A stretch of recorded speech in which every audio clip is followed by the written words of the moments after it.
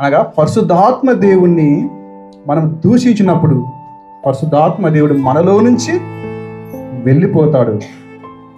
పరిశుద్ధాత్మ దేవుడు మనలో నుంచి వెళ్ళిపోతే అతి భయంకరంగా మన జీవితం ఉండబోతుంది.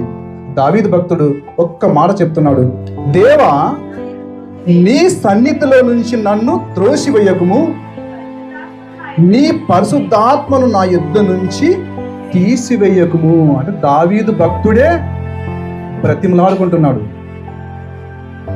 నన్ను శుద్ధి చేయి, పరిశుద్ధాత్మ దేవుని నాలో నుంచి తీసివేయకుము. అనగా పరిశుద్ధాత్మ దేవుడు నాలో నుంచి వెళ్ళిపోతే దేనికి పనికిరాని మనిషిని కాబట్టి పరిశుద్ధాత్మ దేవుణ్ణి నాలోనే ఉండనిమ్ము.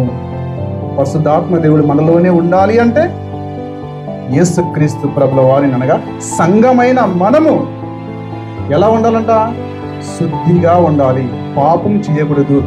మనము మరణించేంత వరకు యేసుక్రీస్తును ఏమాత్రం విలువకుండా క్రీస్తును హత్తుకొని అనగా స్థిర హృదయముతో హత్తుకొని ఉండాలని చెప్తున్నాడు.